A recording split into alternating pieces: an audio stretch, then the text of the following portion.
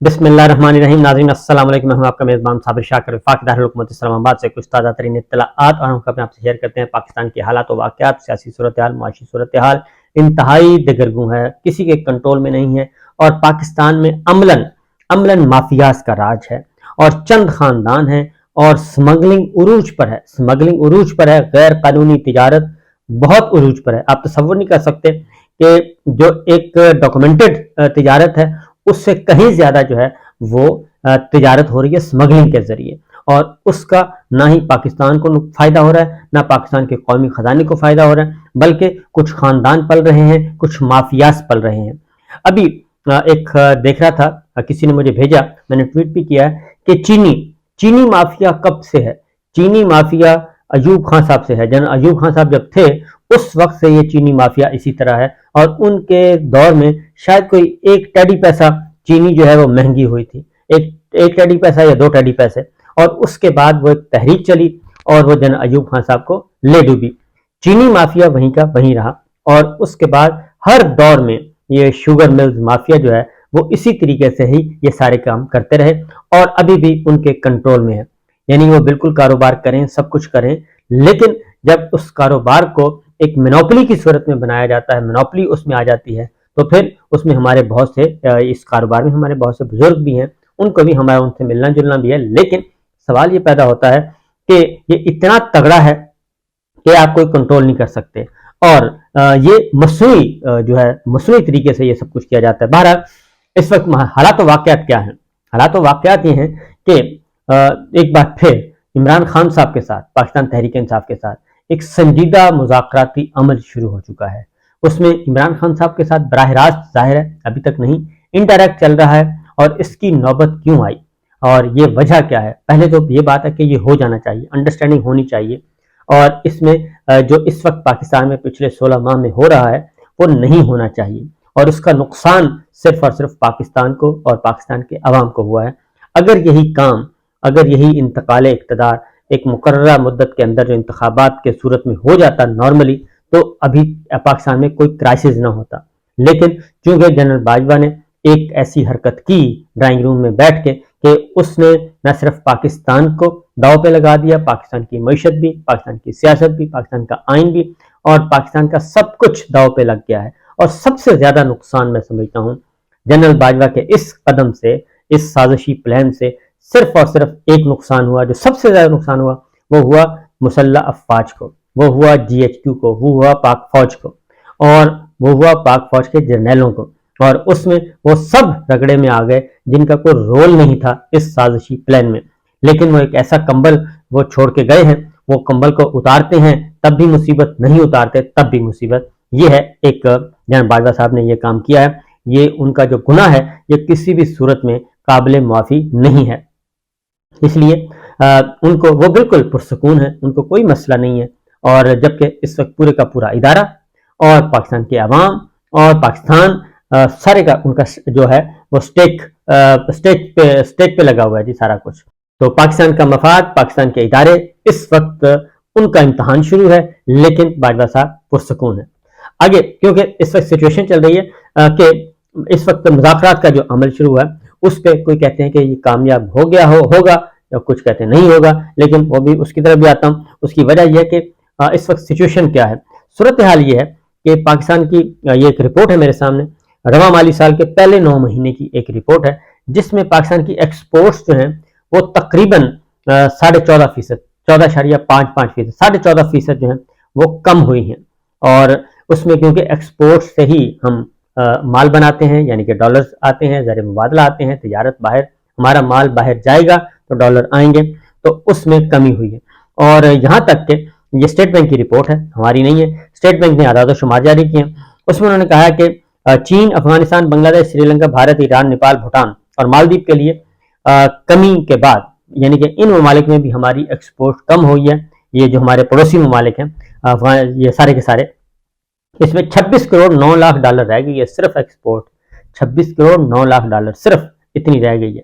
और उसके बाद आप खुद सोच लें कि फिर क्या होगा हमारी मईशत का।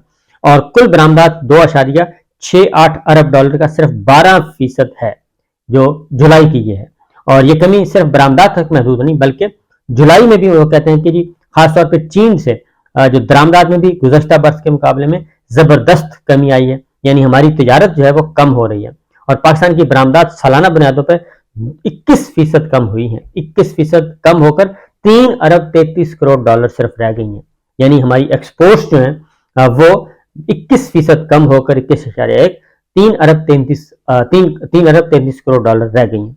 ये है हमारी इकोनॉमी का सत्यानाश हो रहा है, क्योंकि इससे आगे जो मैं आपको बताऊंगा वो उससे भी ज्यादा होश उड़ाने वाली चीजें हैं कि पाकिस्तान की सबसे ज्यादा बरामदात 60% चीन को की जाती हैं, जबकि दीगर 8 ममालिक का 40% हिस्सा है।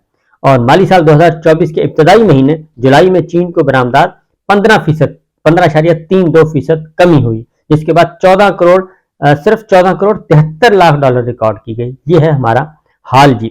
और इसी जबकि गुज़श्ता बरस के इसी महीने में 17 करोड़ 40 लाख डॉलर थी और इस साल 14 करोड़। ये है जी पिछला जुलाई भी यही गवर्नमेंट थी और इस दफा भी। माली साल 2023 में पाकिस्तान की चीन के लिए बरामदात 27% कमी और कमी के बाद 2 अरब डॉलर रह गई थी। और इसी तरीके से जो माली साल 2022 था उसमें 2 अरब 78 करोड़ डॉलर रिकॉर्ड की गई थी। 2 अरब 78 करोड़ डॉलर और सिर्फ 2 अरब डॉलर, यानी कि 78 करोड़ की कमी आई ये पीडीएम की गवर्नमेंट में, शहबाज साहब की गवर्नमेंट में। ये हुआ जी सिलसिला। और इसी तरीके से रवा माली साल के इब्तदाई महीने में जुलाई में पाकिस्तान की अफगानिस्तान के लिए बरामदात 32.79% बढ़कर 4 करोड़ 21 लाख डॉलर तक पहुंच गई थी और गुज़श्ता साल के इसी महीने में 3 करोड़ 17 लाख डॉलर रिकॉर्ड की गई। ये तो है बाज़ाब्ता चैनल, जबकि हकीकत यह है कि जो गैर रस्मी स्मगलिंग है वो इससे कई गुना ज्यादा है और उसमें जाहिर है सब उसमें इन्वॉल्व है। उसमें सिर्फ एक तबका नहीं है बल्कि तमाम कारोबारी तबका भी इसमें इन्वॉल्व है और हमारी जिन्होंने इसको कंट्रोल करना होता है, बॉर्डर पे बैठे हैं, जिन्होंने कस्टम चेक करना होता है, वो भी इन्वॉल्व है। और वो एक अलग रिपोर्ट है, मैं आपको बताऊंगा फिर किसी वक्त, क्योंकि वो काफी तफसीली रिपोर्ट है। इन हालात में हमारी एक्सपोर्ट्स कम हो रही हैं, इंपोर्ट बढ़ रही हैं और इंपोर्ट के लिए जाहिर है हमारे पास पैसे नहीं है, यानी कि बाहर से चीजें मंगवाने के लिए डॉलर नहीं है। तो ये सब कुछ हो रहा है और इसके असरात फिर डॉलर पे आते हैं। डॉलर बढ़ता है तो रुपया गिरता है और उसके बाद फिर सारे का सारा एक साइकिल आता है जिसने पाकिस्तान की मईशत को तबाह बर्बाद कर दिया है। अब आते हैं, ये सारी रिपोर्ट मैंने आपको बताने का मकसद ये था कि हमारे दोस्त ममालिक क्या कहते हैं, जिनके साथ हम इन्वेस्टमेंट प्लान लेके जाते हैं। जो लेटेस्ट था मैंने आपको रेकोडेक का बताया था कि जो एक रेकोडेक के मामले में सऊदी अरब आना चाह रहा है, 25 अरब डॉलर की सरमायाकारी है। इस तरह एक और दोस्त मुल्क आना चाह रहा है, वो 25 अरब डॉलर की है। रेकोडेक में जो पाकिस्तान का और बलूचिस्तान का पोर्शन है, शेयर है, वो आगे फरोख्त कर दिया जाए और पाकिस्तान उससे पैसे वसूल करके अपने जो है वो जरूरतें पूरी करे और अपने कर्ज वर्ज उतारे और अपनी इकोनॉमी को जरा तगड़ा करे और IMF से जान छुड़वाए। लेकिन अब इत्तलाआत आ रही हैं कि ये सारा का सिलसिला रुका हुआ है और ये सिर्फ एक मुल्क नहीं बल्कि तमाम मुल्कों की तरफ से, तमाम दोस्त मुल्कों की तरफ से रुक गया है और वो इंतजार कर रहे हैं कि जल्द अज जल्द आप इलेक्शन करवाएं और हुकूमत लेके आए और वो हुकूमत जब आएगी तो उसके साथ हम ये मामला तय करेंगे ताकि हमारे पे छाप ना लगे। और ये सब कुछ हमारे बिरादर मुल्कों की तरफ से भी हो रहा है, बिरादर मुस्लिम ममालिक की तरफ से भी और हमारे जो स्ट्रेटेजिक पार्टनर भी। और जो हमारी इत्तला है वो ये भी है कि CPEC भी गो स्लो की तरफ गिरा हुआ है और वो भी रुका हुआ है और उसकी वजह भी यही है कि पाकिस्तान के अंदर जो है वो खलफिशार बहुत ज्यादा हो चुका है और ये मामला है। और साथ साथ ये इलेक्शन का जो मामला है, क्योंकि इलेक्शन एक इसका वाहिद हल है, इलेक्शन इंतखाबात करवाए जाएं और इंतखाबात अगर इमरान खान साहब के बगैर करवाए जाते हैं और पाकिस्तान तहरीक इंसाफ को आउट करके करवाए जाते हैं तो वो उसे कोई तस्लीम नहीं करेगा और ये कशीदगी जो है वो बरकरार रहेगी। आप कब तक पाकिस्तान तहरीक इंसाफ को साइड लाइन कर सकते हैं या इमरान खान साहब को कब तक जेल रख सकते हैं या कब तक शाह महमूद कुरैशी साहब को जेल में रख सकते हैं और कब तक आप 15,000 सियासी कैदियों को जेल में रख सकते हैं। ये सारे का सारा प्रोजेक्ट नाकाम हो गया है और ये स्ट्रेटेजी नाकाम हो गई है और जो स्ट्रेटेजिस्ट हैं वो अब खुद उनके बारे में फैसला मेरा ख्याल है लीडरशिप को करना चाहिए कि जब ये स्ट्रेटेजी नाकाम हो गई है और मुसलसल नाकाम हो रही है, कोई एक भी काम ऐसा नहीं हुआ पिछले 16 महीनों में कि जिसका फायदा पाकिस्तान को या पाकिस्तान के इदारों को या पाकिस्तान के अवाम को हुआ हो। हम हर स्टेप जो भी टास्क दिया गया उस टास्क के बदले में हम 3 कदम पीछे चले गए हैं और 16 महीनों में कितने कदम पीछे गए ये आप खुद फैसला कर सकते हैं। तो इसीलिए तमाम दोस्त ममालिक जो हैं वो पाकिस्तान में عام انتخابات کا مطالبہ کر رہے ہیں۔ امریکی سفیر وہ بھی ایک وزٹ کر چکے ہیں، تمام سٹیک ہولڈرز کے ساتھ مل چکے ہیں، برطانوی ہائی کمیشن متحرک ہو چکی ہیں، اور ابھی جو کل کا ایک سٹیٹمنٹ میں آپ کو بتا دیتا ہوں، امریکی محکمہ خارجہ کا سوال کیا گیا کہ جناب 6 نومبر کی تاریخ آ چکی ہے اور صدر مملکت نے دے دی ہے، تو آپ کا اس بارے میں کیا پوائنٹ آف ویو ہے؟ تو امریکی محکمہ خارجہ نے پاکستان پہ انہوں نے کہا جی ہم پاکستان پہ زور دیتے ہیں کہ قانون کے تحت صاف، شفاف، منصفانہ، آزادانہ اور بر وقت انتخابات کروائے جائیں۔ یہ میں نے آپ کو پہلے بھی بتایا، بر وقت کا لفظ جو ہے یہ اب مسلسل آ رہا ہے بیرونی دوستوں کی طرف سے، کہ مسلسل یہ آ رہا ہے کہ بر وقت انتخابات کروائے جائیں۔